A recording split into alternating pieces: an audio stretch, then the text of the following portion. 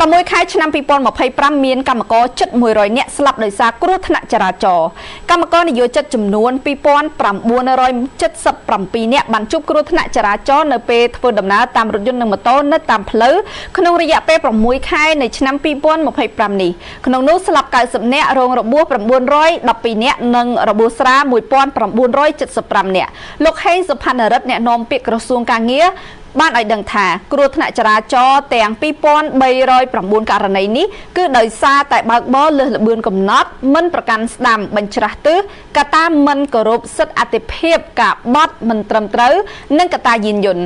លោកបណ្ឌិតបានអំពាវនាវទៅដល់កម្មករនិយោជិតទាំងអស់ត្រូវគោរពច្បាប់ស្ដីពីចរាចរណ៍ផ្លូវគោកបង្កើន